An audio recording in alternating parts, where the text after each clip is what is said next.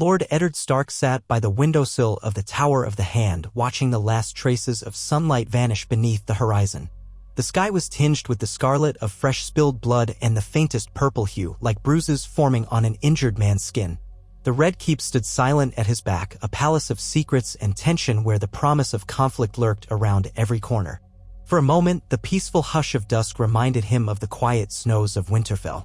But here, the air was tinged with salt and a faint whiff of the sea. There was no snow, no crisp cold.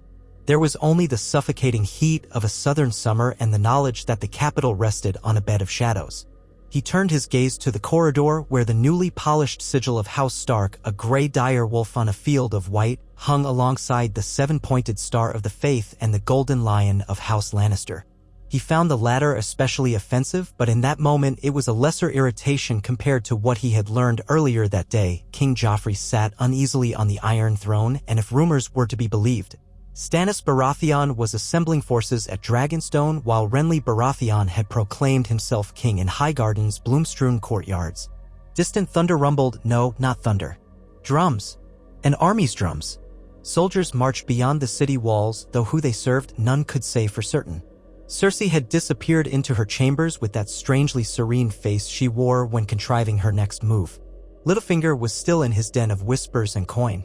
Varys had given only mild hints of the dangers outside King's Landing. Through all of it, Ned felt alone in a hornet's nest. He had no illusions. The moment King Robert drew his final breath, the city became a tinderbox, and every hungry lord and lady throughout the realm found a reason to send blades to the capital. And yet the boy king, Joffrey, sat the Iron Throne, commanding all to kneel. Ned had scarcely found time to send ravens north. He wrote swiftly that day, messages to Robb in Winterfell, urging caution and readiness. But a part of him knew that if the realm collapsed into war, even the might of the North might not be enough to stave off ruin. The question was not if, but when the real conflict would spark. And in that crucial moment, fate and Cersei's cunning had not claimed Ned's life or locked him in a dungeon. Instead, a surprising twist of fortune had come. Instead of turning on him outright, Cersei, and perhaps the faintest sense of strategy from the Lannisters, decided they needed him. You, Lord Stark, she had said through parted lips one tense evening, are the hand of the king for a reason. If the city is to keep from burning, it will only be because you help us keep it safe. Ned remembered the flicker in her green eyes, the subtle calculation behind those golden lashes. It was not trust, he knew. She despised him for knowing the secrets of her children's parentage, for claiming that Joffrey had no rightful claim to the throne. Yet it was her cunning that recognized the disarray. Renly had fled, Stannis would not bend the knee, and Tywin Lannister was far from the capital. Jaime was gone, captured, or at large, depending on which rumor one believed. The city's entire stability would collapse if Ned Stark was not there to keep order, or so she judged. Ned had not intended to remain. He had long wished to bring his daughters home, to gather his household and depart for the north. But the gods, or the fates, or simply the will of too many cunning players had kept him in place. So it was that Ned stayed in King's Landing. He stayed under a fragile truce, as brittle as an icicle in the summer sun, with Cersei Lannister. He stayed, ironically enough, as the shield that might yet protect the realm's greatest hive of vipers. And he stayed to watch over his daughters, Sansa and Arya, who were at that very moment locked in their bedchamber at the Red Keep safe, as the Queen insisted, though Ned's heart clenched at the thought of how precarious that safety truly was. Outside in the torchlit courtyard, a company of Lannister guardsmen changed shifts, replaced by a silent troop of gold cloaks loyal to the king. Ned had taken steps to ensure the city watch was not entirely in the Lannisters' pocket. He'd used the memory of Robert's presence and the Hand's authority to replace some of the more corrupt officers. But it was a small bulwark against the tide of bribery and fear that saturated every alleyway of King's Landing. A gentle knock sounded on the door. Ser Barristan Selmy, clad in the resplendent white cloak of the Kingsguard, stepped forward. He was aging but no less regal for it, with silver hair shining even by torchlight. Next to him stood Ser Aerys Oakhart, younger and handsome as a painted knight in a tourney. Behind them, Ser Meryn Trant loomed, tall, severe, but in Ned's eyes, thoroughly untrustworthy. Still, those three were the only Kingsguard in the city at present. Ser Boros Blunt was somewhere in the keep, patrolling or dozing. Jaime Lannister was absent, and the others served the new king in name alone. The white swords were broken and scattered, as were so many things after Robert's death. Ned inclined his head. Ser Barristan, he said. You have come. Have you had word from the king? Barristan Selmy bowed. His Grace is occupied, the old knight said tactfully. And it is the Queen Regent who requests your presence, my lord. There are urgent matters to be discussed. His voice was heavy. Behind him, Ser Ares tried to hide the tension in his shoulders. Ser Meryn, though expressionless, held one hand near the pommel of his sword. Ned stood. He wore no cloak, just a plain tunic adorned with the Stark sigil. Ice, his great sword, was in the armory, but he always kept a shorter blade at his side these days.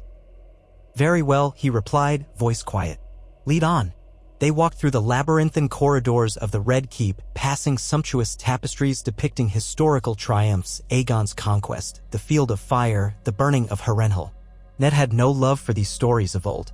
Each tapestry told a tale of war and dragons that had shaped the Seven Kingdoms, but for all that grandeur, the present was equally dangerous. War no longer came on dragon's wings, but it approached all the same, in the shape of cunning men with hungry eyes. At last, they emerged into the throne room. The Iron Throne rose from the dais, an ugly mass of twisted blades and cruelty. Joffrey sat perched above it, his spindly fingers gripping the armrest as though it might throw him off at any moment. His eyes, hawkish and jittery, flicked from Ned to the Kingsguard to the half-dozen courtiers who lingered near the pillars. The gold and red attire he wore looked too large for his slight frame, giving him the absurd appearance of a boy playing at kingship rather than an actual king. Cersei stood beside the throne, slender in a gown of emerald that accentuated her golden hair. Her beauty was unnerving because Ned knew her mind was a coiled serpent. She offered him a faint, tight-lipped smile. Lord Stark, she greeted. We have received tidings. It seems that Stannis Baratheon has declared himself rightful heir to the Iron Throne. He calls Joffrey a bastard born of incest. Her tone was clipped and her eyes dared him to refute the claim. In truth, she was glaring at him as if everything was his doing. What counsel do you bring us, my Lord Hand? You know what chaos might unfold if these accusations remain unchecked. Ned did not flinch. He held her gaze. It is a serious claim, he said, measuring each word. King Robert's brother has a right to question the succession. Are we certain these are not mere rumors? Cersei's expression hardened. The courtiers behind the throne exchanged anxious looks. Joffrey drummed his fingers on the throne's metal arm. For a moment, it seemed the boy king was lost in his own world. Then he spoke, his voice edged with that childish bravado that often came upon him. I want his head, he snapped. Stannis can call me a bastard, but I am the king. I will have traitors punished. Cersei placed a delicate hand on Joffrey's shoulder, restraining him. Your Grace, we must be wise. War is not a simple game of heads on spikes, but a matter of alliances. Joffrey pouted. My mother is right. Very well, I shall wait. But if Stannis arrives at our gates, I want you, Lord Stark, to lead the city's defenses. He turned to Ned as though granting him a boon. You are the hand of the king, after all. The word defenses settled into Ned's chest, a cold mass. He glanced around at the emptiness in the hall. Once, the great hall had been filled with the royal retinue, with lords vying for King Robert's attention. Now, it seemed the hall was deserted but for a handful of sycophants and watchers in red and gold. Barristan Selmy's face was grave, and Ned found no reassurance in the men who lined the walls, hound-faced Lannister guards, not a drop of loyalty to the north among them. He chose his reply carefully. If we are to defend this city, Your Grace, we will need more than the gold cloaks and the small retinue of men I can muster. He paused. We will also need the loyalty of the Kingsguard. Ser Barristan inclined his head. Ser Ares looked thoughtful. Ser Meryn's face was stone. Cersei's lips curved faintly, as if finding amusement in the notion that the Kingsguard might be in short supply. We have our white swords, she said, but we also have other means. Our father's bannermen, the might of the Lannister armies if needed, and perhaps Lord Stark's men from the north, should he choose to call upon them. That, Ned thought, was the rub. Call the north to defend King's Landing, the seat of a king he did not recognize as rightful? But if he did not, the city might burn. War would come, and his daughters would be in the midst of it. Joffrey smirked in a manner that reminded Ned of a cat toying with a mouse. Yes, you shall keep the throne safe, Lord Stark. Together with my Kingsguard, you will show Stannis the price of treason. Ned bowed stiffly, though his heart was pounding. As you command, Your Grace. He did not return to the Tower of the Hand immediately. Instead, when the gathering disbanded, he found himself walking through the keep's corridors with Ser Barristan Selmy at his side. The older knight was quiet for a time, occasionally bowing or acknowledging other guardsmen who passed with respectful nods. Then he spoke in a soft voice. "Your lordship does not relish this, I see." Ned smiled ruefully. "I do not relish war, nor do I relish defending a city for a boy I believe has no right to the throne." Barristan sighed, the corners of his eyes crinkling with regret. "The realm is seldom kind to us, Lord Stark.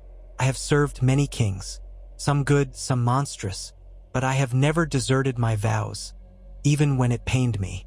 You are hand of the king now. Our duties force us into difficult choices." Ned felt the brush of a warm breeze through the open windows. Faintly, he could hear the roars of distant crowds, perhaps at the Street of Flower or Flea Bottom. People were fearful, uncertain of whether war was imminent. "I do not question your vows, Ser Barristan. I only hope that if the time comes, you will do what is just, not what is commanded." The old knight did not respond immediately, but his silence spoke volumes. He was a man of honor, who might in time stand for what was right, even if that meant defying the throne. Yet, as Ned had learned too often in this city, even honorable men might be forced to compromise, and the cost was always high. They turned a corner and parted ways. Barristan headed to the White Sword Tower, and Ned continued alone to his chambers. Thoughts weighed him down like iron shackles, the threat of Stannis, the golden-haired usurpers in power, and the unimaginable prospect that he, Eddard Stark, must defend King's Landing, a city he loathed, for a king he did not believe in. When he finally reached the Tower of the Hand, he found the antechamber had two visitors, Sansa, her reddish-brown hair braided neatly, and Arya, standing with her arms folded and her face set in defiance. Beside them was a pair of guardsmen who stepped aside at Ned's approach. Both girls turned as soon as they heard his footsteps. "Father!" Sansa cried, stepping forward with the grace she had learned from Septas, though tears clung to her lashes. Arya, in contrast, bolted forward, unconcerned with courtly bearing. She threw her arms around Ned's waist. He felt a pang in his heart as he stroked his younger daughter's hair. "What are you doing here?" he asked gently, looking at them in turn. "It's nearly the hour of the bat." Sansa curtsied, trembling slightly. "The queen sent a maid to say we must stay in our chambers, but Arya, sheesh." "Arya insisted on seeing you," his younger daughter snapped. "It's not fair. Why do we have to stay locked up like pretty little songbirds? I hate it here. I want to go home." Ned knelt down so that he could see Arya eye to eye. "Listen to me," he said quietly. "The city is dangerous now. I fear trouble is on the horizon. I would send you home if I could, but we must wait until it is safe. Do you understand?" Arya's lips pressed tight, unshed tears glistening in her fierce gray eyes. She nodded reluctantly. Sansa hung her head, her cheeks pink with a swirl of emotions. It dawned on Ned how young they both were, how ill-prepared for these intrigues. Sansa still clung to illusions of chivalry, princes, and gallant knights. Arya was full of wild energy and a desire to see the world with a sword in hand. Neither deserved to be caged in the midst of this political coil. He rose. "Ser Bararath, see them back to their chambers," Ned directed the guard with a short nod. Then to the girls, he added, "I will speak with you tomorrow. I promise." He watched as they were escorted away, feeling the weight of their disappointment as a fresh burden on his heart. Their presence was a constant reminder of why he could not simply defy Cersei and leave. If he tried to flee, the queen might claim them as hostages. If he attempted a coup, the city could descend into bloodshed and they might be harmed in the chaos. There was no easy path. Once alone, he walked to his private solar. The chamber was small, with a single oaken desk and a narrow window that overlooked the yard. He took a seat at the desk, found parchment, quill, and ink, and began to write. The words came slowly, each sentence carefully chosen. This letter was for Robb. Another for his wife, Catelyn, who was somewhere in the Riverlands with her father's people if the last Raven was to be believed. And yet another letter for Stannis Baratheon, though Ned paused long and hard before committing ink to page. If he wrote to Stannis, might that be seen as treason by the Lannisters? Possibly. But if war came, Stannis Baratheon might be the only one to rally the realm against the incestuous claim of House Lannister. His candle burned low by the time he finished, and a dull ache settled in his hand. Outside, the city's lights shimmered. Had it been a simpler matter, he would have told Cersei's secrets to the world, let the realm decide who truly had the right to the throne. But he had tried that course once to no avail, and the consequence had nearly been his death. Now he walked a tightrope, balancing on the queen's precarious goodwill, trying to protect his daughters and hoping to preserve some measure of honor. The next day dawned with a haze that clung to the city's rooftops, turning them into a muddle of shapes lost in pale gold. Ned was summoned early to counsel with Grand Maester Pycelle, Lord Peter Baelish, Varys, and the Queen herself. The only other members were a sprinkling of lesser lords who had managed to cling to influence, men like Janos Slynt, newly appointed to the city watch. They gathered around the polished table as though it were an ordinary day, but the tension in the air was like a drawn bowstring. "Ah, Lord Stark, at last," Cersei said in a tone that managed to sound both cordial and commanding. She looked regal in her embroidered silk dress, hair piled atop her head. "We have news from the Stormlands." She lifted a small scroll. "Stannis Baratheon has marched on Storm's End and claimed it."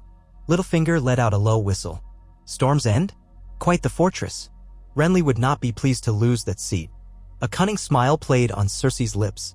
Renly was never truly its master. Stannis has the rightful claim to that fortress. But Renly has called on the Tyrells of Highgarden for support, which means there are now 2 Baratheon brothers styling themselves as kings. Varys bowed his head, all soft flesh and perfumed robes. "The realm cannot endure 2 kings. Indeed, we already have one, and that alone is enough to threaten peace." Ned's mouth set in a line. "Peace," he echoed. "We have not had peace since the day Robert died." The others shifted uncomfortably except Cersei, who looked unconcerned by his comment. She tapped the scroll. "Stannis will not stop at Storm's End. He'll rally whatever lords remain loyal to King Robert's true blood."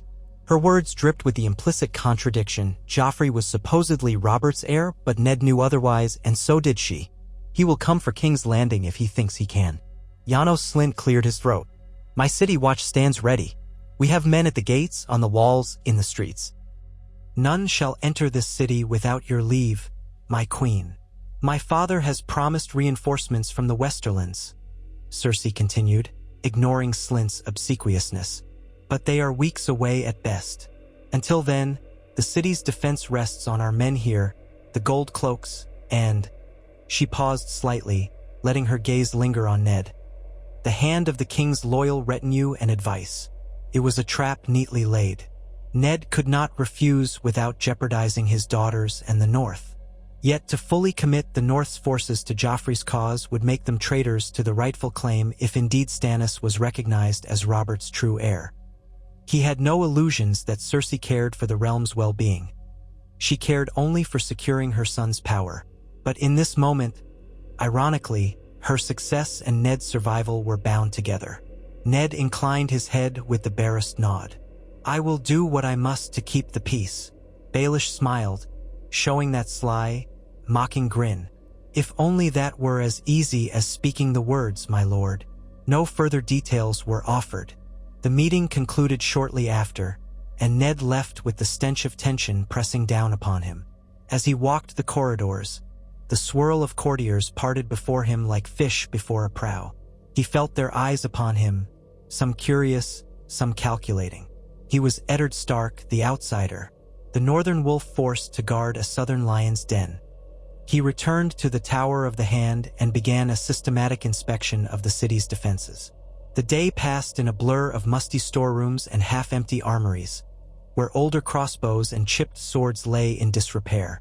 The larders held enough grain for a siege of maybe a few moons, but not for the entire population. If Stannis arrived with ships to blockade them, King's Landing would starve within months, if not weeks. He visited the city walls, where some of the watchmen appeared ill-trained or indifferent. If an army attacked with discipline, the walls would be tested. Ned had fought in Robert's rebellion, but he had never loved siege warfare. It was a cruel business, turning entire cities into graves. He came upon the Kingsguard in training at the Yard S. Barristan sparring gently with Ser Aerys Oakhart while Ser Meryn observed. Another day might have seen Ned observe quietly, but now he had to know where the city truly stood. He approached them. Barristan parried a thrust from Ser Aerys, then gently twisted to feint a cut at the younger knight's shoulder. Aerys blocked it, showing some skill, though Ned could not help but notice the gap in his footwork. Barristan had years of experience that no youthful vigor could replace. As they paused for breath, Ned spoke. "Ser Barristan, a moment." The old knight gestured for Aerys to step aside, then came to Ned. "Lord Stark," he said, removing his white helm.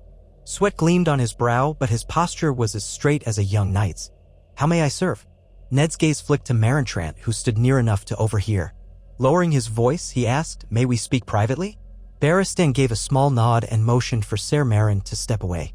Though the man obliged, Ned suspected his loyalty to the Lannisters meant every word might yet reach Cersei's ears. Nonetheless, Ned continued softly. "I have seen the armories, Ser Barristan. I worry about how prepared we are if Stannis or the Tyrells or any other force comes against us." Barristan's face grew somber. "I have seen it too. Our men are scattered, leadership uncertain, stores incomplete.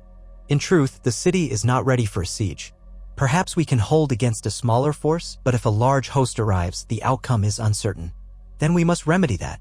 Ned's voice was tight. "We have so few white swords here. Where are the others?" Ser Boros Blunt is on guard outside the king's private chambers. Ser Preston Greenfield was sent on an errand by the queen. Ser Jaime is gone, as you know, and Ser Mandon Moore is posted to the city gates. That is all we have, plus young Ser Aerys and myself. It was a pitiful tally for the famed Kingsguard, Ned reflected. Once, there were 7 white swords, each a paragon of knighthood. Now, they were fractured, some incompetent, others missing. Barristan alone carried a sense of the old glory. "I fear we will need every sword. Please make preparations. I must ask you to see that the men have discipline, that they train regularly. We cannot rely solely on Lannister men or the City Watch."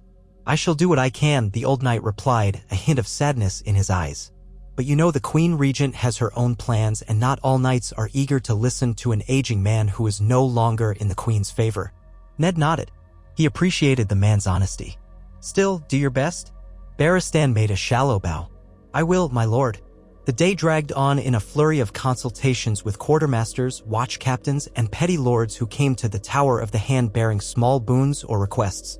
One brought news of raids in the countryside near Rosby, another spoke of an alleged plot to smuggle weapons into the city. Each rumor required sifting, each worry demanded decisions. By evening, Ned's head pounded. If the city was truly threatened, the chaos would be immense. At twilight, a messenger in the Queen's livery arrived. "The Queen Regent commands your presence," the youth announced, bowing low. Ned sighed, rose from his seat, and followed. He was growing weary of these summons. Cersei awaited him in a secluded garden tucked within the Red Keep's walls. The air smelled of exotic blooms and water from a small, trickling fountain. Torches set in iron sconces gave the place a flickering, intimate glow. She stood alone, her golden hair trailing over her shoulders, the flame light reflecting in her green eyes. Ned bowed stiffly. "Your Grace." She dismissed the messenger with a flutter of her hand and turned to Ned with the slightest narrowing of her eyes. "You've been busy, Lord Stark. Inspecting the city walls, the armories, meeting with captains. I trust you have found everything to your satisfaction." Ned answered calmly. "Far from it. The city is woefully unprepared. If you expect me to mount a defense against Stannis Baratheon or any other claimant, then we need more than the City Watch. We need a true army and proper stores." Her lips curled in a half-smile. "Then call your banners. Bring your Northmen south. They will stand with our rightful king, yes." The challenge was clear. She wanted him to commit, to show open loyalty. His mind whirled. He could not simply call the North to war under Joffrey's banner. That would turn many of his own bannermen against him, especially if they suspected the truth of Joffrey's parentage. Yet if he refused, he risked the Queen's ire and the potential harm of his daughters. "The roads are dangerous," Ned said at last. "Ravens sent to Winterfell may or may not arrive. My son, Robb, is still but a boy. The lords of the North do not hurry lightly." Cersei stared at him, her gaze unyielding. "I see. So you would take half measures." She turned, trailing one hand along the petals of a blue rose vine climbing the garden wall. "You speak of a defense, yet you hesitate to send for the men who might save us. Are you truly loyal, Lord Stark?" He bristled at the implication but kept his composure. "I am loyal to the realm, your grace. I do not wish to see it drowned in blood. Summoning the North is no small matter. If war can be avoided, we should seek that path." She laughed softly, the sound laced with bitterness. "Avoided? War is already upon us, and it will come to King's Landing sooner rather than later. Stannis has declared himself. Renly too. Robb Stark might well do the same if he thinks he can sit the Iron Throne. Robb is no usurper." "Are you so sure?" she murmured, stepping closer. "Men crave power, and the North has always chafed under Southern rule. Perhaps you misunderstand your own son." She let that insult hang in the air for a heartbeat before continuing. "But so be it. You have your illusions about him, just as I have illusions about how quickly my father's host can arrive." Her gaze flicked to the torches. "We are each bound by what we cannot control, Lord Stark. Ned felt a surge of resentment at her words. He forced it down, reminding himself that the Game of Thrones was a deadly one and she had sharpened her tongue as expertly as others sharpened steel. Then I will do what I can to strengthen the city's defenses. That is the best I can offer. Her voice dropped to a whisper as she leaned forward, a sudden urgency in her tone. Do it quickly then. Because if we fail to hold the city, I will not be taken alive by Stannis Baratheon, and neither will your daughters. She let the threat ring clear. Then she brushed past him, her perfume lingering in the warm night air, leaving Ned alone beside the trickling fountain. He stood there, anger and dread mixing into a bitter swirl within him. The Queen's words were manipulative, but they were not empty. If King's Landing fell, everything might be lost, his daughters, his life, the realm's tenuous peace. Gods help me, he muttered under his breath. I have become the shield of House Lannister. He turned to leave the garden.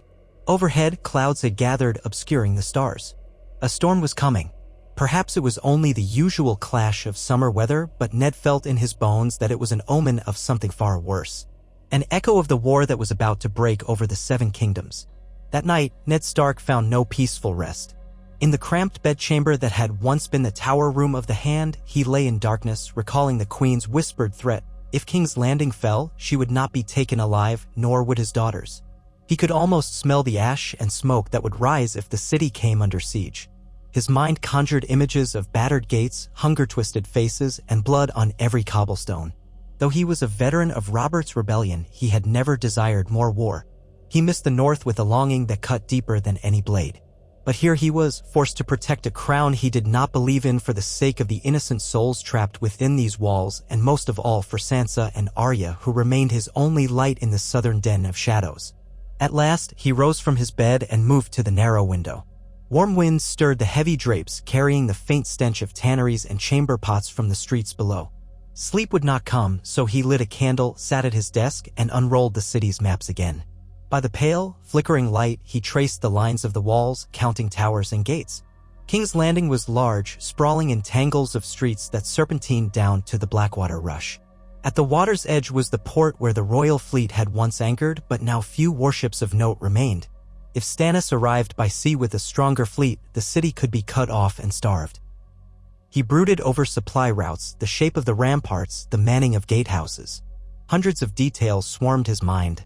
Each one represented a crucial piece in the puzzle of holding a city that was never designed to withstand the wrath of a determined king with a claim and an army to back it. His candle burned low by the time the sky outside turned a pale gray.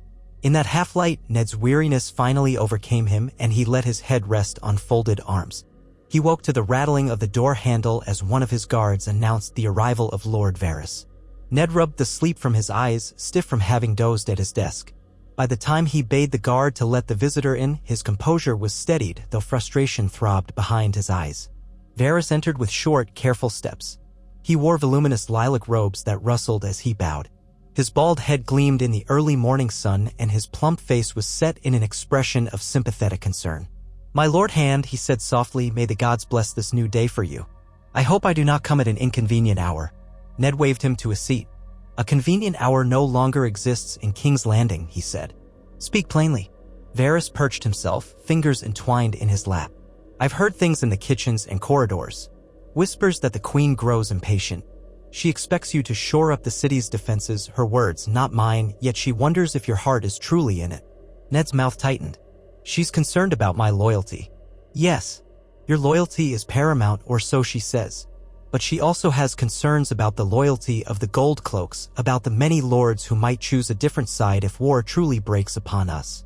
The Queen is not blind to the precariousness of the situation." Ned studied the man, wary as always. Varys was the master of whispers, the keeper of secrets, a spider weaving unseen webs. "Why come to me with this?" he asked. Varys gave a gentle, almost pitying smile. "I believe you to be a good man, Lord Stark. A man who, given the chance, might preserve thousands of lives rather than sacrifice them needlessly. So I would advise you to act quickly and decisively. If you show that the city is under your firm guidance, if you stifle signs of disloyalty among the lords and the watch, the Queen might decide it is safer to trust you than to dispose of you." The hint of that word, dispose, brought a bitter taste to Ned's mouth. "She needs me alive and leading her defenses, that much is obvious. But I know how swiftly fortunes change in the city." "Indeed." Varys rose, his robes rustling again. Just be careful whom you put your faith in, my lord. With war looming, many will cast aside old allegiances if they see a chance for greater power elsewhere. And remember, the small folk do not love the Lannisters, nor do they know you. The day may come when a riot in Flea Bottom or a betrayal in the gates can undo all your careful preparations. Ned nodded. I am aware. Satisfied, Varys bowed and slipped away as quietly as he had come. Ned stared after him, uncertain if the spider's words were genuine counsel or part of some deeper ploy. Later that morning, Ned immersed himself in fortifications once more. He walked the length of the city walls, noticing crumbling mortar in places, guard towers in need of fresh watchmen, supplies of pitch that were dangerously low. The captain of the gate guard, a squat man named Rafe Hewitt, reported that half the crossbow strings were rotted by damp. Another problem to solve. In the afternoon, under the blazing sun, Ned and a handful of loyal officers gathered in a dusty courtyard behind the Red Keep. There stood a ragged line of newly recruited guards, at least 60 men strong. One of Baelish's men boasted that these recruits were the best we can find on short notice. Ned surveyed them. A few appeared hardy enough, but others seemed too young or too old, hands shaking on their spears. If Stannis came at them with trained soldiers from the Stormlands, this sorry band would crumble within moments. Yet even a sorry band might become more formidable with discipline, proper arms, and a leader they trusted. He turned to the group of men who served him. Jory Castle once had been among them, but Jory had died that bloody night by Jaime Lannister's blade. So now Ned had a smaller retinue. Tomard, Desmond, Varley, the few who had not fallen or returned north. He addressed them in a low tone. We cannot rely on Lannister men alone to hold the walls. I want these recruits drilled day and night if need be until they can handle a bow or a spear without fumbling. Tomard grimaced but nodded. Aye, my lord. Desmond, a somber look on his weathered face, added, We'll do it. But time is short. They moved among the recruits, dividing them into smaller groups, assigning tasks, testing their skills. As Ned supervised, he found himself remembering the training yards of Winterfell where he had taught Robb and Jon the basics of the sword. A pang of homesickness tugged at him. The keep's gray walls, the crisp northern air, the sense of belonging. Here in the south, everything felt like a labyrinth of uncertainties. At day's end, his clothes were sweat-soaked and dust-caked, and his voice was hoarse from speaking over the clamor. Yet a spark of pride lingered in him. Some of these men might be worthless in a pitched battle, but they could at least learn to hold formation. A small step, but better than nothing. That evening, he was summoned once more, this time not by the Queen, but by Littlefinger. He found Peter Baelish waiting in an airy terrace overlooking Blackwater Bay, where the sun dipped low in the sky, gilding the waters with molten gold. Baelish wore a finely tailored doublet of dark gray, and he greeted Ned with that insouciant half-smile that never reached his eyes. My Lord Stark, he said, gesturing to a small table where 2 cups of wine waited. Do me the honor. We rarely share a drink these days. Ned was in no mood for pleasantries, but he supposed refusing might only raise Baelish's suspicions. He took a seat, eyeing the man warily. What do you want? So direct, Baelish chided lightly, lifting a cup to his lips. I merely wish to discuss the future of our fair city and our mutual desire to keep it standing. Ned took a cautious sip, tasting the wine. It was Arbor Gold, sweet on the tongue. You mean the Queen's desire. You've cast your lot with the Lannisters, have you not? Baelish's expression betrayed nothing but amusement. I've cast my lot with myself, as should any sensible man in these times. The Lannisters control the treasury and the throne. You control the city's defenses, or soon will if the Queen trusts you enough. Both sides hold important pieces. Meanwhile, war brews in the countryside. I hear Renly has traveled to Highgarden, forging alliances with the Tyrells. Stannis holds Storm's End. Robb Stark gathers bannermen in the north, though it's unclear whether he marches south or simply fortifies Moat Cailin. The Riverlands burn under Ser Gregor Clegane's raids, no doubt at Tywin Lannister's command. And you, dear Lord Stark, are here, doing your best to prevent this lovely city from going up in flames. Ned's patience was wearing thin. I have no time for riddles. Baelish smiled. Very well, to the point. I have a proposal. You wish to preserve King's Landing, yes? I can help with that. There are certain mercenary companies, certain captains of ships, certain influential figures in the city's underbelly who might be persuaded to remain loyal or at least neutral in the event of a siege. And you want coin for that, Ned surmised. Lining your pockets, as always. Peter's smile widened. This is King's Landing, my lord. Money moves mountains and armies. If you want to ensure that no hidden knives appear at your back during Stannis' approach, it would be wise to have the goodwill of these individuals. I can ensure that for a price. Strictly for the city's benefit, of course. Ned was tempted to refuse outright. The man's smugness, his casual approach to extortion, grated on him. But the memory of the Queen's warning and Varys' counsel gave him pause. If Stannis arrived and found clandestine pockets of support inside the city, or if local cells' words could be bought to open the gates, thousands could die. Perhaps it was worth stooping to Baelish's game to at least minimize the threat of internal treachery. How much gold? Ned asked brusquely. Baelish chuckled softly. Oh, not too much. A trifling sum from the city coffers. Enough to ensure the loyalty of the unofficial community leaders. Let us say 20,000 dragons for a start. And if the situation grows more dire, we might need more. But consider it an investment in the city's security. Ned's jaw tightened at the thought of pouring more coin into Baelish's murky dealings. The city coffers are already nearly empty. The crown is in debt to the Iron Bank of Bravos as well as to House Lannister and countless other creditors. Oh, quite so, Peter said breezily. But the debt is the crown's burden, not yours alone. Besides, if the city falls, you'll have far worse troubles than unpaid loans. The logic was cruelly simple and Ned found no immediate argument to counter it. If Stannis' siege began, the cost in blood would be far greater than any coin. Let the treasury be damned. He gave a curt nod. Arrange it then. Use the gold carefully and do not line your own purse beyond what is necessary. Baelish placed a hand on his heart in a theatrical show of sincerity. Oh, my lord hand, how you wound me. I am ever your loyal friend. You're no friend of mine, Ned said flatly, then rose. Send me the accounts. He left the terrace, Baelish's mocking laughter following him. That night, as he headed back toward his chambers, he found Ser Barristan and Selmy waiting. The old knight was still in his white cloak, though the hour was late. My lord Stark, Barristan said gravely. I have learned some news you should hear. Ned tensed. Speak. Men talk in the yard. Lannister guards have begun to appear at more posts, and the Queen's men have replaced some of ours. I fear she is gathering loyalists to her side should conflict break out within the Red Keep itself. Ned felt a coldness steal over him. How many posts? Enough to shift the balance. I also discovered that Ser Marantran has been quietly reorganizing the rotation of the Kingsguard without informing me. He claims he acts on the Queen's orders. Ned's jaw tightened. So the Queen is consolidating her power. She might plan to rid herself of me the moment she thinks the city's safe. Barristan's voice was hushed. If so, we must be vigilant. I do not wish to see a repeat of what happened to your men before in the streets when Jaime Lannister attacked. These corridors can be as perilous as any battlefield. Ned nodded grimly. Keep your eyes open, Ser Barristan. Inform me of any further changes. I will do the same. Barristan bowed. As you say, my lord. In the days that followed, Ned devoted himself to shoring up every vulnerability he could find. He inspected the main gates, the King's Gate, the Lion Gate, the Iron Gate, ordering them reinforced with additional braces and fresh guards. He oversaw the forging of arrowheads and spears even though the Red Keep smiths complained that the crown's gold had run short. He sent new patrols through the city, ensuring that unrest was contained. Flea Bottom simmered with tension, hungry small folk muttered against the gold cloaks. The bread prices had soared and rumor said the harvest might be poor this year. All signs pointed to a miserable famine if war blocked the roads. He tried to keep a close watch on Sansa and Arya. Both were confined to their chambers more often than not, each responding differently. Sansa became quiet, clinging to her courtesies and her fantasies of gallant knights. Arya grew more restless by the day, sneaking away whenever she could to practice water dancing in empty hallways or to chase cats in the hidden corners of the castle.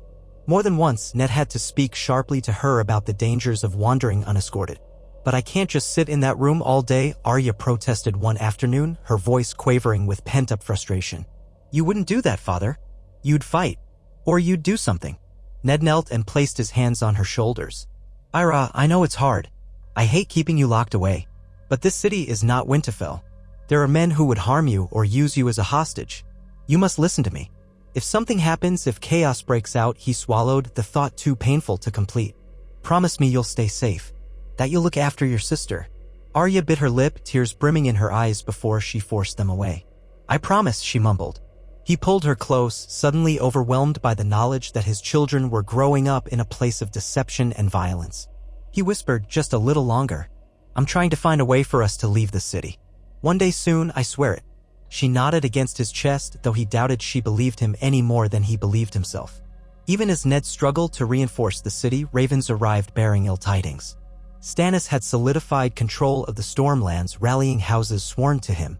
Renly in Highgarden had declared himself king and had the formidable Tyrell host backing him. The Lords of the Reach were wealthy, numerous, and proud. Their combined strength with Renly's banner might surpass what Stannis could field on land, but Stannis had a strong navy. Talk of a naval blockade circulated. The king, young Joffrey, grew petulant whenever it was mentioned, threatening to have traitors flayed or beheaded. The boy's rages were unpredictable, and the Queen Regent often had to soothe him with sweet words and empty promises. Amid the tension, Ned arranged a private meeting with Grand Maester Pycelle. He found the old man among his pots of herbs and shelves of dusty tomes. Pycelle was fussy, blinking behind thick white eyebrows, but he commanded respect by virtue of his office. Ned wanted to know precisely what stores of grain and medicine the city had. Pycelle hemmed and hawed, flipping through ledgers. Finally, he admitted that the stockpiles were meager. The city could feed the royal household and the castle for a few months in a siege, but the wider population had to fend for itself. But if the worst comes, Ned pressed, where will the small folk find bread? Pycelle waved a spotted hand. His Grace's granaries can be doled out to them, but it won't be enough if the blockade lasts long. There will be unrest, to say the least. The words settled in Ned's gut like stones. War was one thing, starving women and children was another. He left Pycelle's chambers more determined than ever to avoid a protracted siege. If diplomacy was still possible, he would try. But the Queen's stance seemed rigid. She would not treat with either Baratheon brother, for to do so was to acknowledge Joffrey's questionable claim. The only faint hope might be that Tywin Lannister's forces could arrive in time to deter an attack. But that was no solace to Ned. Tywin was the last man he wanted to see ruling these streets. The next week brought a sudden visitor from the north, a ranger who had slipped through the war-torn roads with a small retinue. He wore the dire wolf sigil on his cloak, and Ned recognized him as Othel Yarwick's nephew, a lad who had once served at Winterfell before joining the Night's Watch for reasons unknown. He brought no fresh news of Robb, only a few scattered rumors that the young Stark was indeed gathering bannermen. But the visitor's primary purpose was to speak of trouble beyond the wall, whispers of White Walkers, Whites, and other terrors that the realm ignored in its civil strife. Ned listened gravely, offered what small courtesy he could, and sent the man on his way with a missive for Castle Black. Yet in his heart, Ned felt that the Wars of Kings left no room for the warnings of Rangers. Still, the memory of that dire message lingered, a cold dread that reminded him the true danger might lie in the far north, not here in the squabbles of southern lords. One evening, just as the sun was sinking low, Ned stood atop the ramparts to watch the sea. A hush had fallen, and the water looked like rippling bronze in the dying light. He felt a presence behind him and turned to find Ser Barristan there, the man's white cloak stirring gently in the breeze. "My lord," Barristan said. "You seem lost in thought." Ned let out a weary sigh. "I was thinking of how quickly everything can change. Robert once told me war was a game for younger men, a means to shape the realm. But all I see is destruction." Barristan inclined his head. Robert Baratheon wanted one thing above all else. He wanted to be the warrior king he believed himself to be. And in the end, even a warrior king can be undone by a boar. Ned remembered that day in the hunting tent, the stench of blood, Robert's final words. He closed his eyes briefly, then opened them. "If Stannis comes, how do we hold him off?" Barristan's face was somber in the reddening glow of sunset. "We can line the walls with archers, set up pots of pitch, prepare the scorpions on the battlements. The river gate is vulnerable if he brings ships up the Blackwater. I have the men working day and night to secure it. But if he sails a large enough fleet, the best we can do is make him bleed before he lands. With reinforcements from the Westerlands, perhaps we can fight him in the field." Without them, he let the words trail off. They stood in silence for a time, gazing at the distant horizon. Then Ned said softly, "I once believed the greatest threat to the realm was the Targaryen girl across the sea with her dragons. Robert was so fixated on that possibility. Now I wonder if we'll all destroy ourselves before a single dragon is ever born again." Barristan inclined his head, but he had no reply. They parted as darkness settled, leaving Ned to brood on the ramparts a while longer. Before long, the tension in the city grew almost palpable. The Queen withdrew more and more into her chambers or the company of her hand-picked courtiers. Joffrey strutted about, flanked by Kingsguard, issuing commands and punishing small slights. Once, Ned came upon the boy king berating a servant who had spilled wine. Joffrey struck the man across the face with a riding crop, drawing blood. Sansa, witnessing the act, had stood by in horror. Later, she told Ned, trembling, that the king had begun to frighten her. It pained Ned that he could offer only soft words. "Stay out of his way," he had said.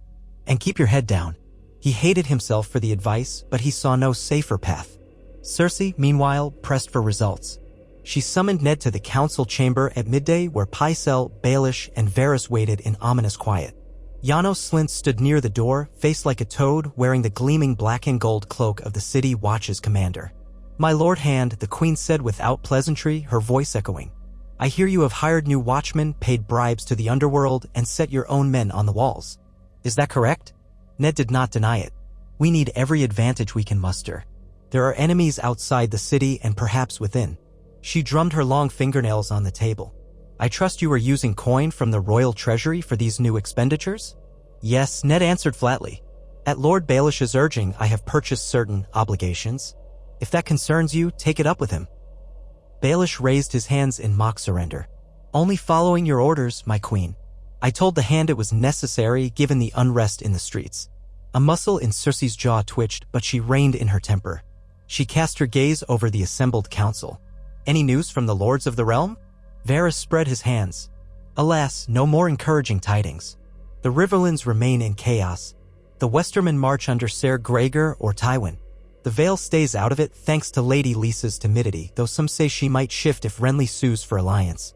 As for the north, it remains uncertain. Young Robb Stark has raised the banner of the direwolf, but no one seems to know whether he marches or waits. And as we all know, Stannis is forging a fleet.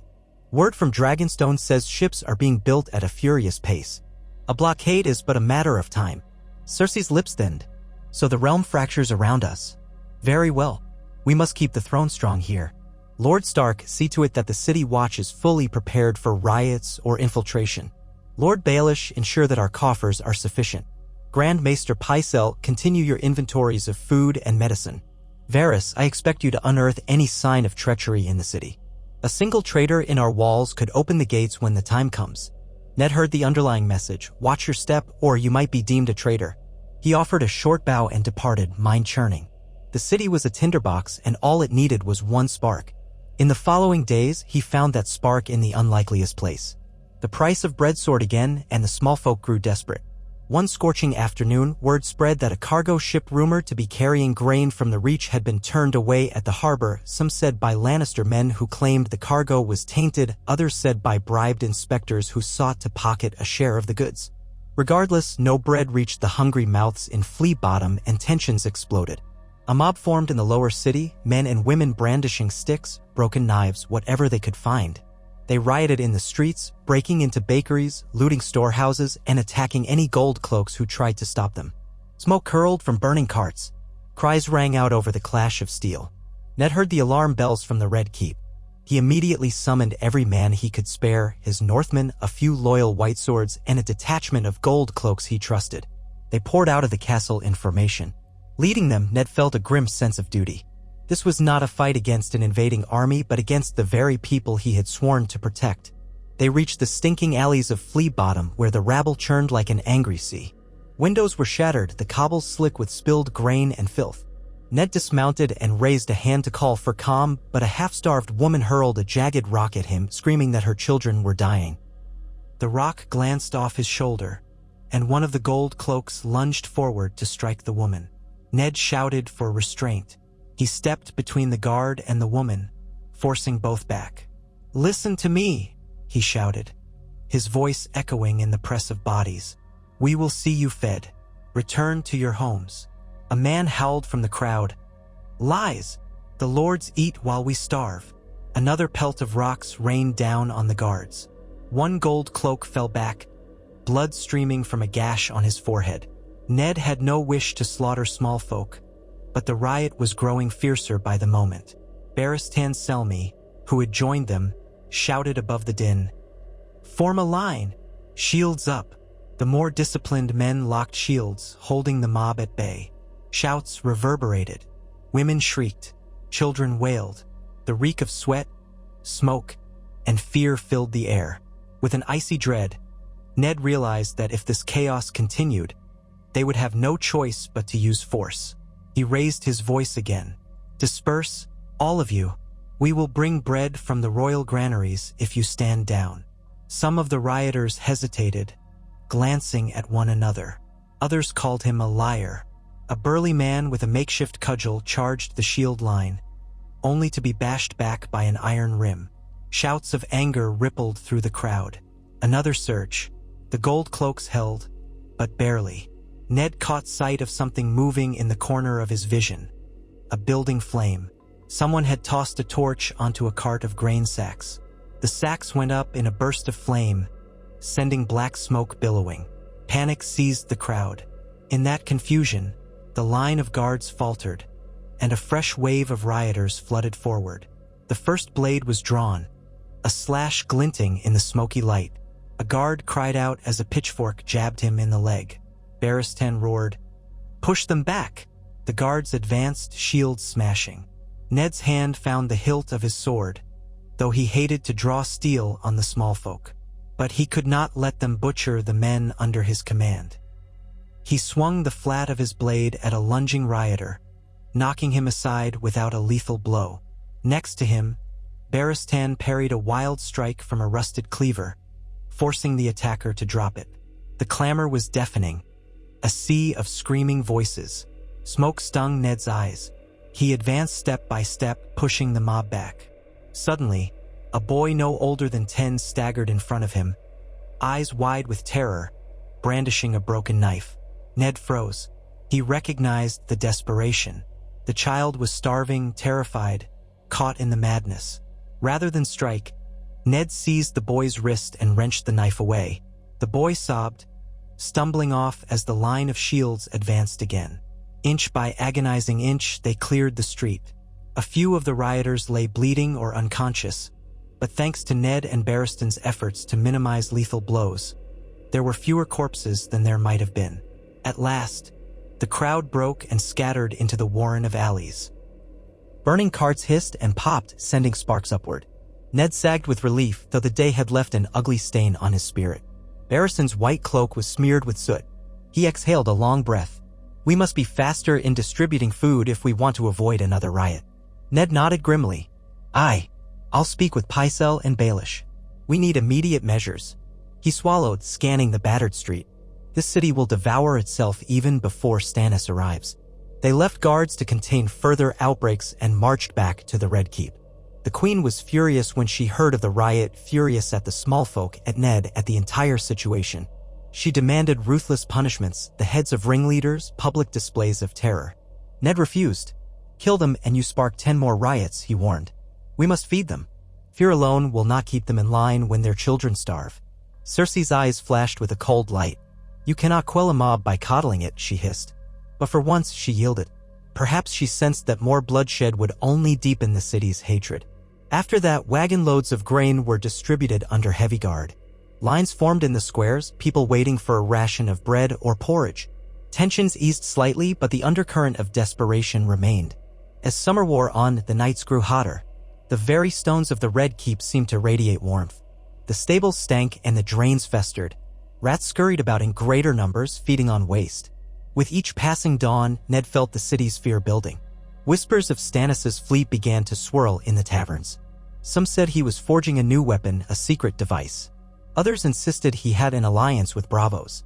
Rumors multiplied, unstoppable as weeds. And still no sign of Tywin Lannister's main host.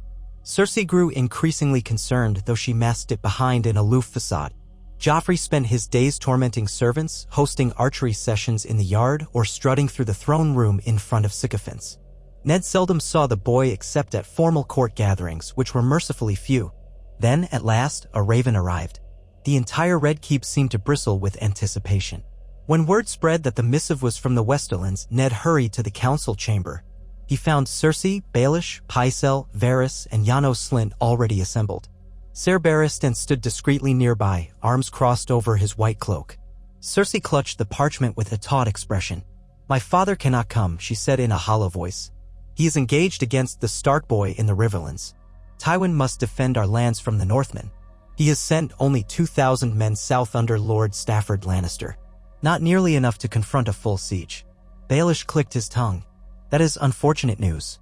Ned felt a surge of complicated emotion.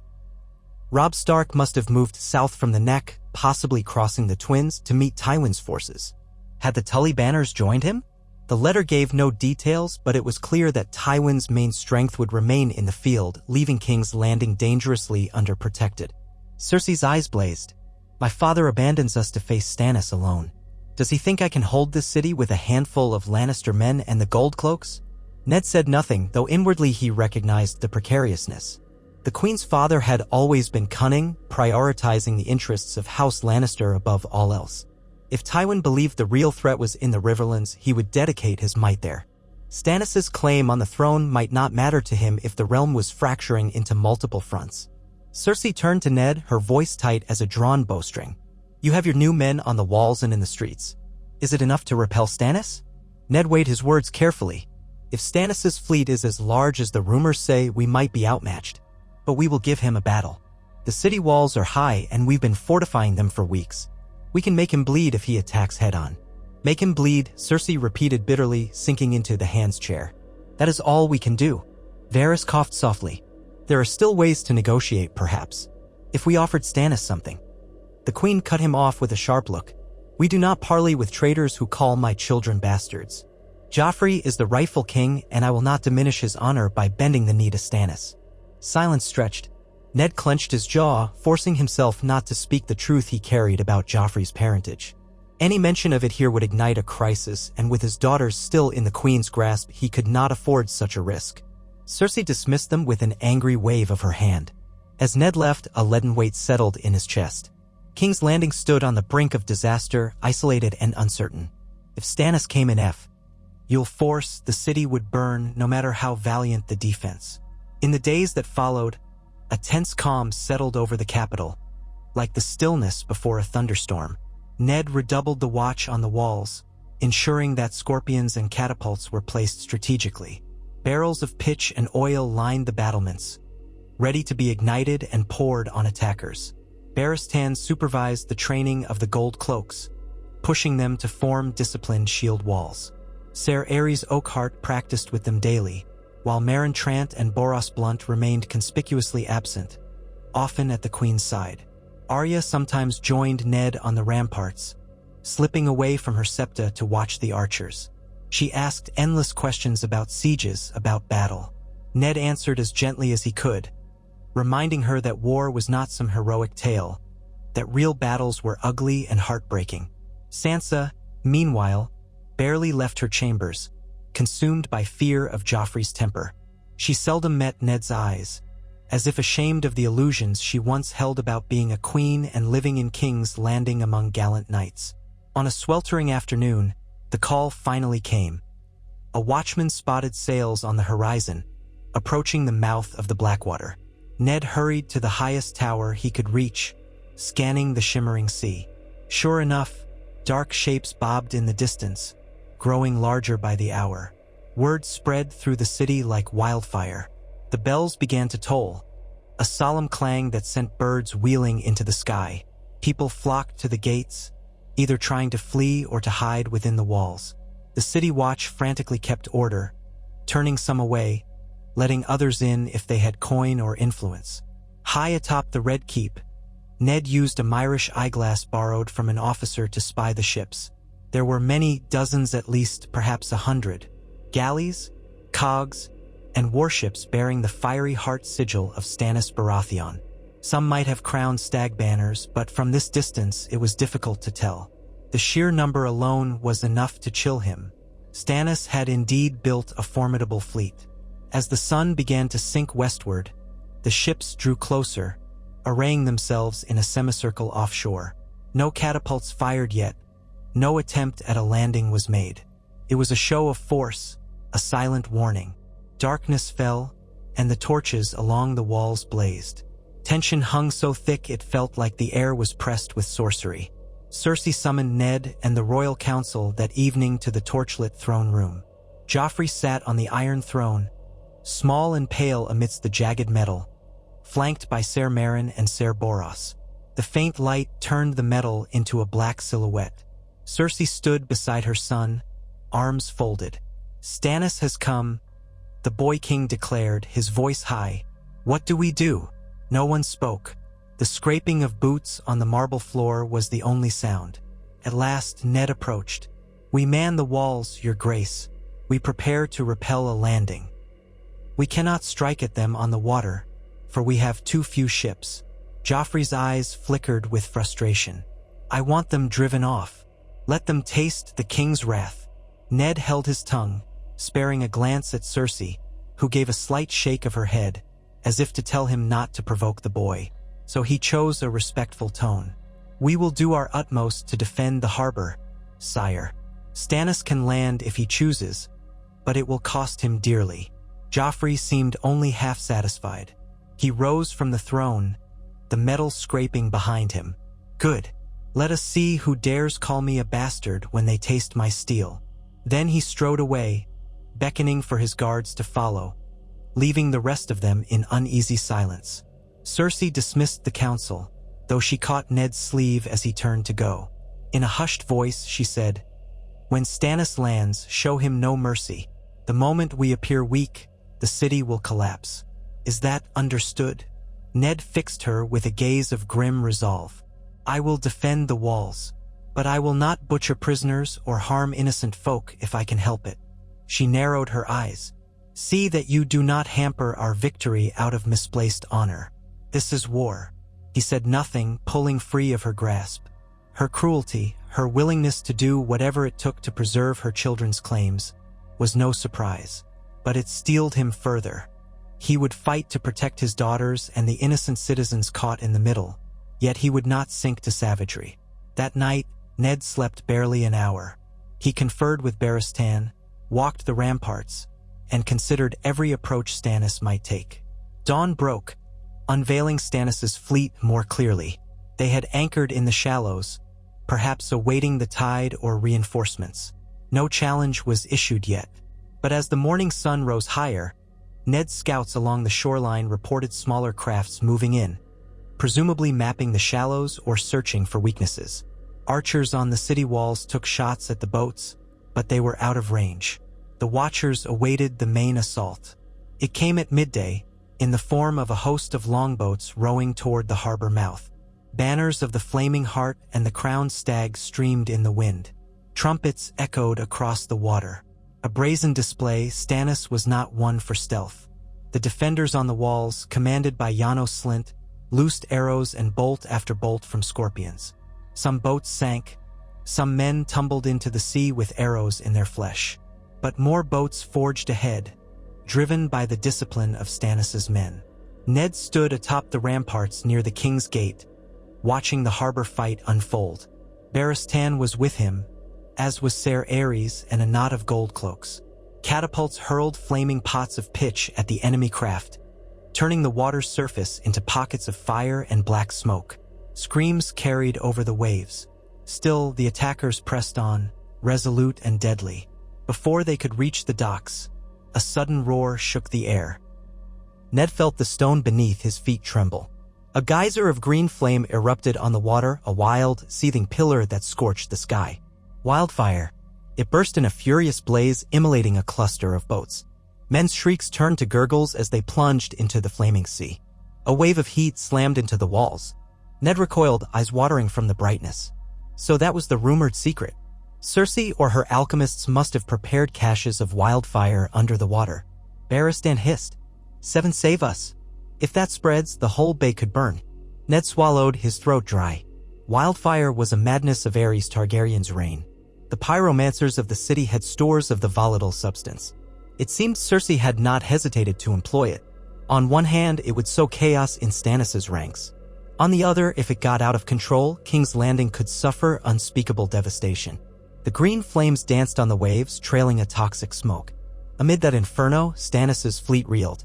Several galleys tried to reverse oars, but the current was against them and more pockets of wildfire exploded. Ned could only watch, horrified and relieved in equal measure. It was a monstrous sight, men ablaze, leaping into water that only carried more flames. Yet it might halt the invasion. Soon, horns blew from the distant flagship, signaling retreat. Rowers strained to pull the surviving boats away from the inferno. The city walls erupted in cheers. Some men shook spears in triumph, but Ned felt cold. The sea was strewn with wreckage and charred corpses, the water tinted a sickly green where wildfire clung. This was only the first assault. All through the day, Stannis probed the city's defenses, sending smaller forces along the coast or toward the river gate. Each time, archers drove them back, or the threat of more wildfire deterred them. Smoke hung over the bay, and the stench of burning flesh wafted on the breeze. By nightfall, the battered remnants of Stannis' first wave withdrew to the main fleet. Torches blinked in the darkness offshore. King's Landing had endured, but for how long? In the days that followed, both sides settled into a tense stalemate. Stannis seemed in no rush for a second massive assault. Perhaps he awaited more ships or devised a new strategy. The capital grew uneasy. Supplies dwindled further. Cersei fumed at the cost of preparing more wildfire and demanded that Ned's men guard the Alchemists' Guild. Ned delegated that task to the Gold Cloaks but kept an eye on them, for he trusted neither the Queen nor the Pyromancers. One misstep with wildfire and the city could be consumed from within. In the midst of this grim waiting, a messenger from Dragonstone arrived under a flag of truce, escorted by a pair of knights in Stannis' livery. They were granted entry to the Red Keep under heavy guard. Ned stood in the throne room with Cersei, Joffrey, and the council awaiting what they had to say. The messenger bore a scroll with Stannis' seal and read aloud in a clear, cutting voice. Stannis of the House Baratheon, the first of his name, rightful king of the Undulls and the First Men, Lord of the Seven Kingdoms and protector of the realm, offers the city one chance to surrender. Acknowledge his rightful claim, deliver the false King Joffrey and his mother for punishment, and open the gates. In return, the city's inhabitants shall be spared. Lord Eddard Stark shall be named Warden of the North under Stannis, should he bend the knee. Any who refuse shall face the consequences of treason. A heavy silence followed. Ned's heart pounded as he processed the words. Stannis offered him a place, acknowledging him as a man of honor if he turned against the Lannisters. Yet Ned had no illusions that he could simply hand over Joffrey and Cersei without a fight. They would never allow it, and his daughters remained at risk. The city was locked under Lannister control, and there was no path that would see Ned open the gates without massive bloodshed inside these walls. Joffrey leapt to his feet, face twisted in fury. Traitorous dog. I'll have him flayed alive. Ser Meryn, cut this fool down. The messenger paled. Ser Meryn stepped forward, hand on his sword. But Ned shouted, wait, and put a hand on the knight's arm. Joffrey glared at him. How dare you defy me, Stark? Ned forced calm into his tone. He came under a flag of truce, your grace. If we kill him, no one else will treat with us. We must preserve the rules of war to some extent. Cersei narrowed her eyes, but she nodded curtly at Ser Meryn, who stopped drawing his blade. The messenger let out a shaky breath. Joffrey sneered. Very well, let him carry a message back to his false king. He turned to the messenger. Tell Stannis I'll feed his entrails to my hounds. Then the boy turned his eyes on Ned. Unless you have some other spineless words to give him? Ned glared back but held his tongue. If he said that Stannis was the rightful king, Joffrey would have him executed on the spot. If he spat on Stannis' claim, he might close the door on any hope of surrendering the city without a slaughter. He stared at the messenger and said, only tell Stannis that we will defend the city. The messenger gave Ned a strange look, then bowed stiffly and departed under guard, leaving the throne room humming with tension. Joffrey hurled insults after him until the doors closed. Cersei beckoned Ned to one side while courtiers watched. In a low voice, she said, you must not do that again, my lord Hand. Your place is to serve the king. Ned answered just as quietly, my place is to uphold honor and protect the innocent. We do not kill envoys. That is a code older than the Targaryens. She gave him a glare that could have frozen a blazing hearth, then swept away in a swirl of emerald skirts. As days turned to a week, the standoff continued. Archers atop the walls watched the fleet. Sometimes Stannis' ships tested the perimeter, but the threat of wildfire kept them from venturing too close. Barristan surmised that Stannis might attempt a landing upstream of the Blackwater, marching around to flank the city's walls on land. But the landward roads were not easily navigable for a large army, and that gave King's Landing a measure of respite. All the while, tension within the city swelled like a boil. Food grew scarcer, and the price for a loaf of bread rose yet again. The Queen's men were everywhere, shining in red and gold, listening for any sign of treachery. Joffrey demanded daily updates on how many traitors they had found, apparently eager to have new heads for his spikes.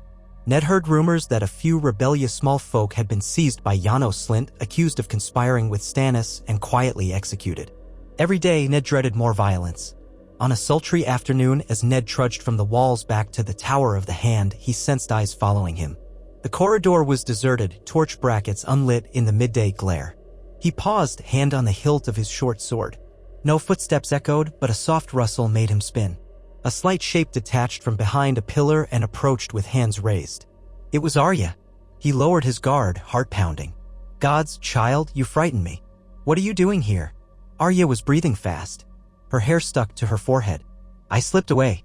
It's about Sansa, she's crying again. The queen told her she must attend Joffrey's feast tonight, and Sansa's afraid he'll humiliate her in front of the court. She doesn't want to go. She's been locked in her room all day." Ned's fists clenched. "Where is she now?" "In her chambers," Arya said.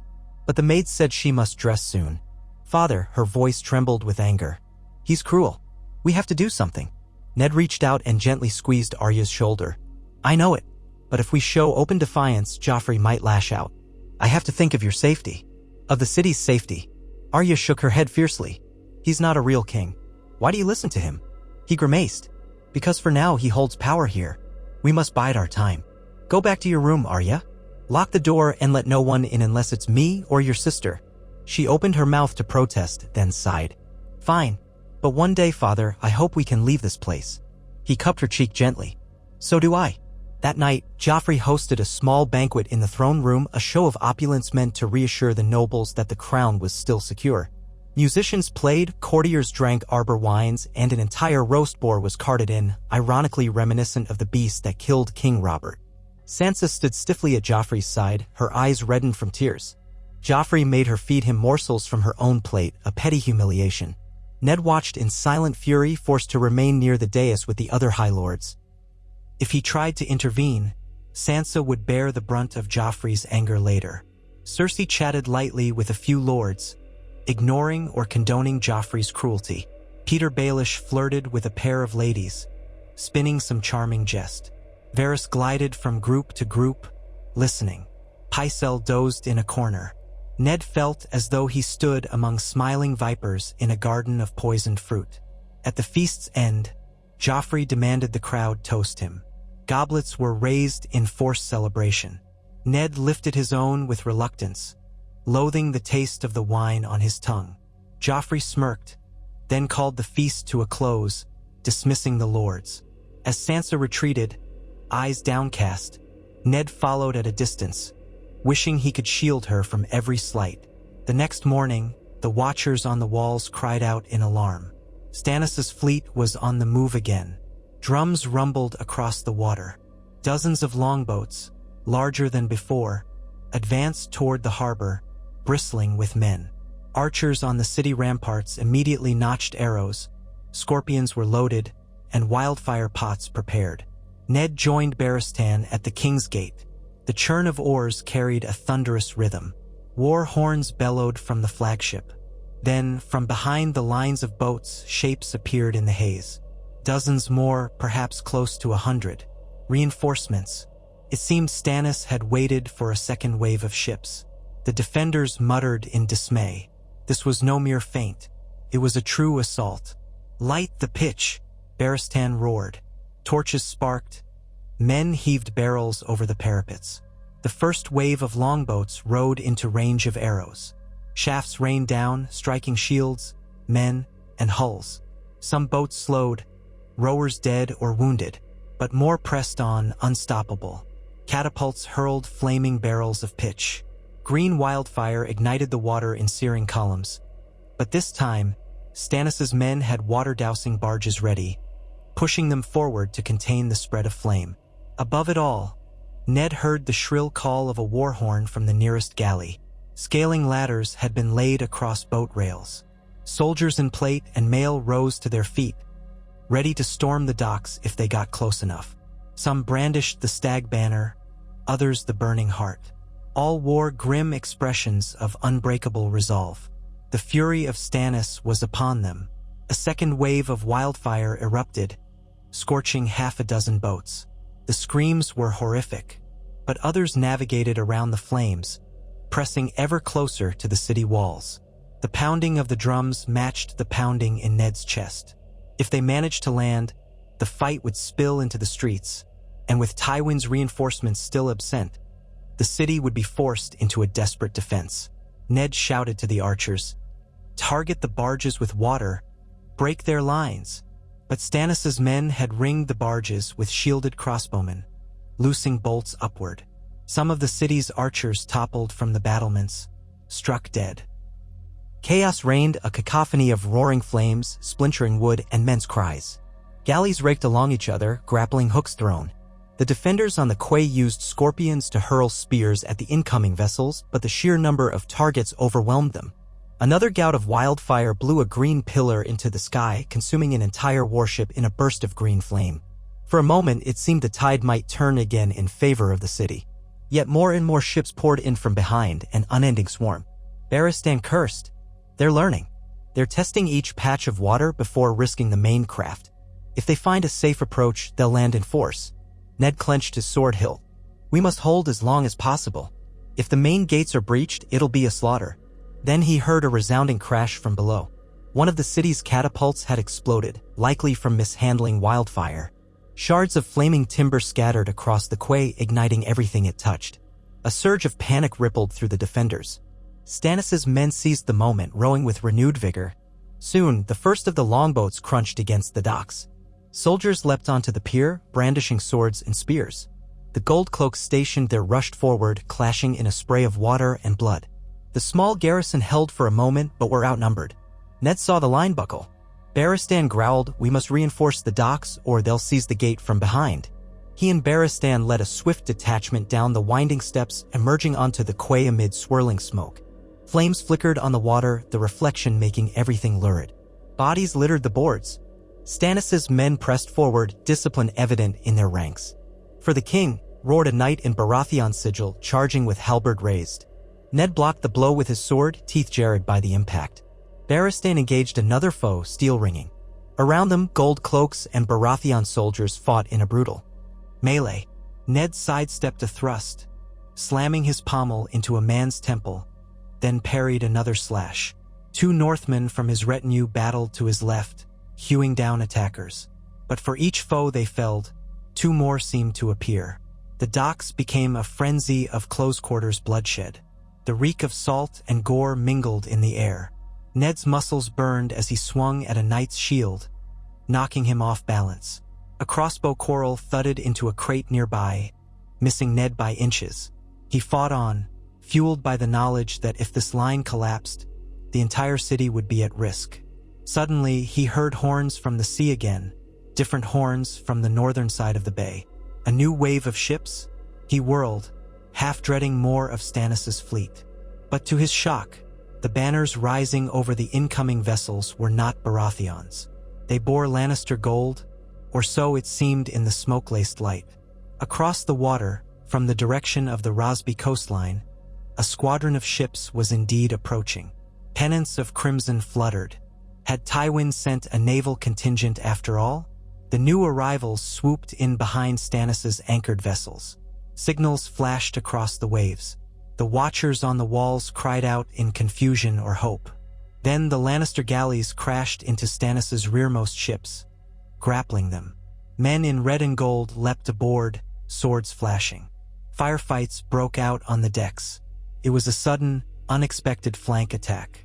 Stannis' navy reeled, forced to contend with a new threat behind them. The horns blared from both sides as the battle broadened. On the docks, the Baratheon soldiers, momentarily distracted, glanced back at their ships in dismay.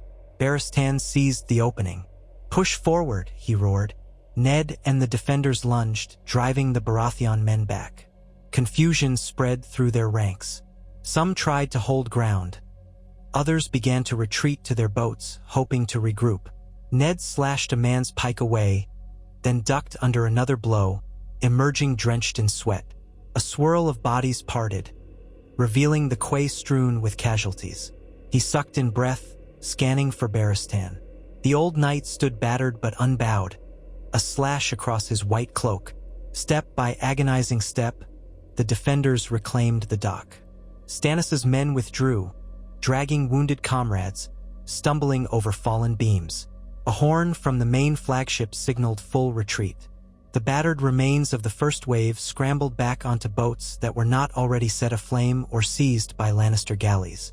Slowly, the Baratheon forces peeled away from the city's walls, returning to the relative safety of their remaining fleet. Cheers erupted among the city's defenders. Many sank to their knees in relief. Ned did not cheer. He surveyed the carnage, the moans of the dying overshadowing any sense of victory. Then he glanced out to sea, where the Lannister squadron still fought.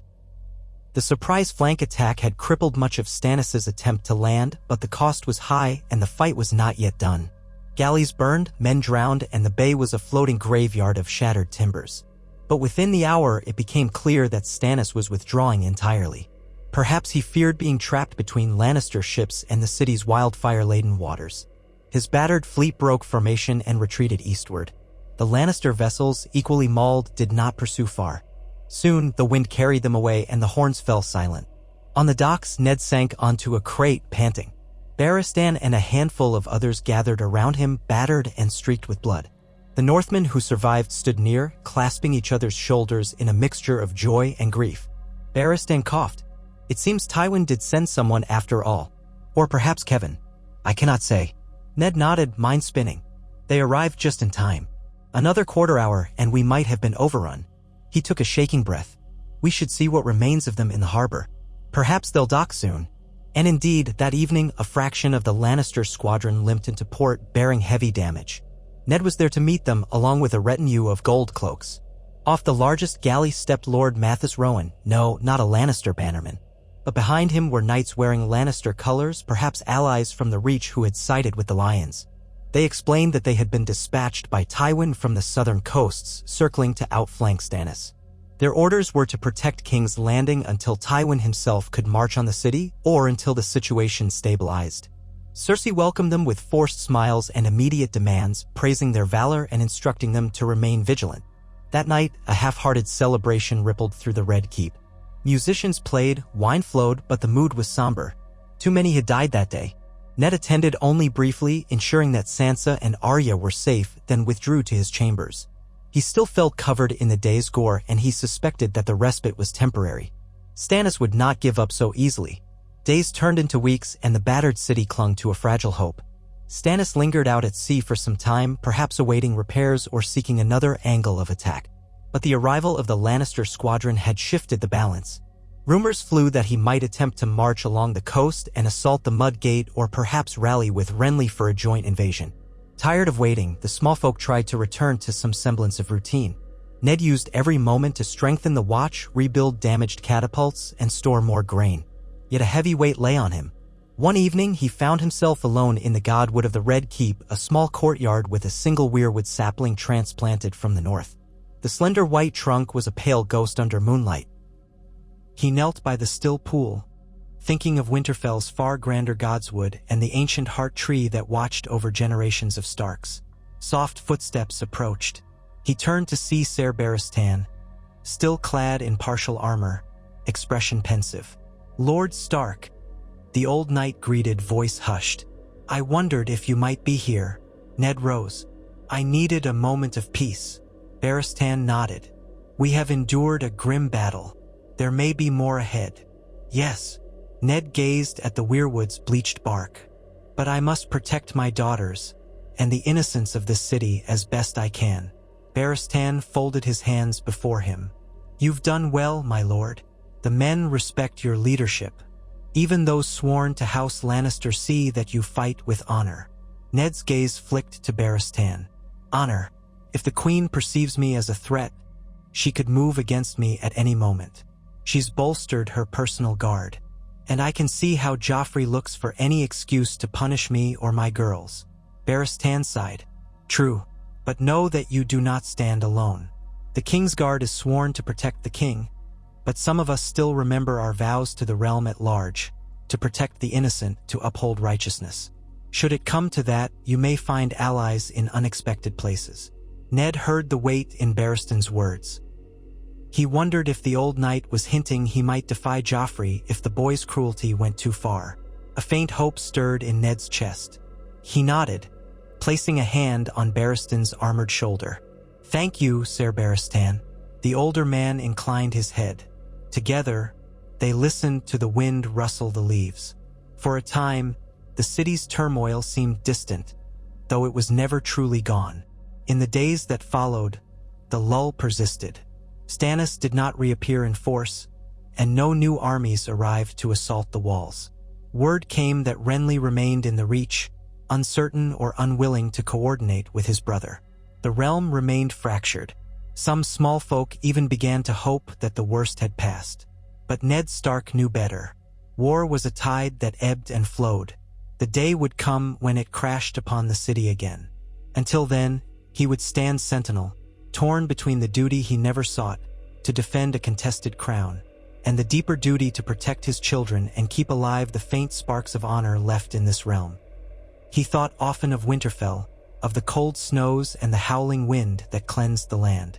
He yearned to return, to feel the crunch of frost underfoot. But that dream stood on the far side of blood, schemes, and betrayals yet to be revealed. The city might hail him a savior for beating back Stannis' assault, but Ned felt no triumph. He saw only the next storm brewing, the next conflict that would test them all. And he stood ready, like a lone wolf in hostile terrain, teeth bared against the darkness that crept ever closer. He remembered the words of his house. Winter is coming. In King's Landing, summer still hung oppressively hot, but a chill like the first breath of winter had settled in Ned Stark's soul. He would fight on for the living, for his daughters, and for whatever faint hope the realm had left. Even if it meant wearing the armor of a protector in a city of enemies. Even if it meant standing shoulder to shoulder with men he despised. Until the final blow was struck, he would not abandon them to the flames. And if the day came when the city fell anyway, he would face it with the same unwavering resolve. For such was the burden of a Stark, to bear the cost of honor no matter how harsh the price.